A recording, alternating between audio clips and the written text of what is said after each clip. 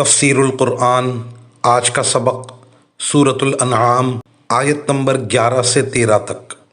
اعوذ باللہ من الشیطان الرجیم، بسم اللہ الرحمن الرحیم۔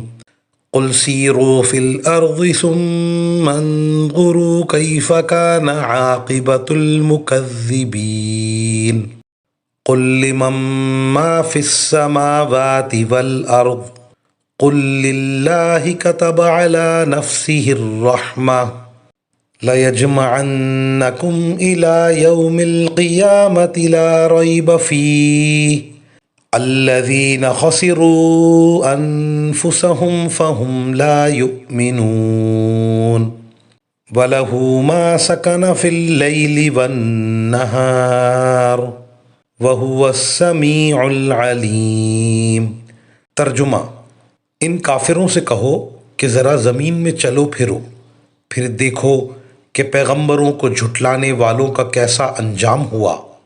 ان سے پوچھو کہ آسمان اور زمین میں جو کچھ ہے وہ کس کی ملکیت ہے، پھر اگر وہ جواب نہ دیں تو خود ہی کہہ دو کہ اللہ ہی کی ملکیت ہے۔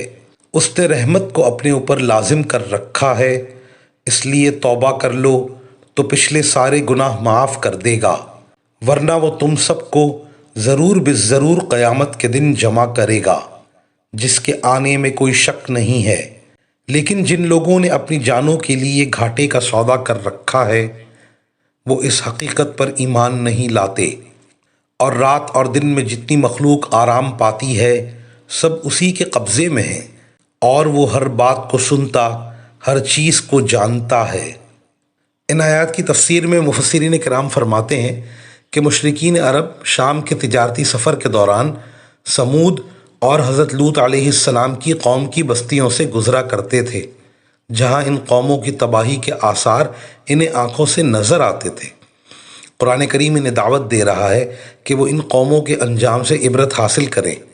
مزید ارشاد فرمایا کہ رات اور دن کے اوقات میں جب لوگ سوتے ہیں تو دوبارہ بیدار بھی ہوتے ہیں، حالانکہ نیند بھی ایک چھوٹی موت ہے جس میں انسان دنیا سے بے خبر اور بالکل بے اختیار ہو جاتا ہے، لیکن چونکہ وہ اللہ تعالیٰ ہی کے قبضے میں ہوتا ہے اس لیے جب وہ چاہتا ہے اسے بیداری کی دنیا میں واپس لے آتا ہے۔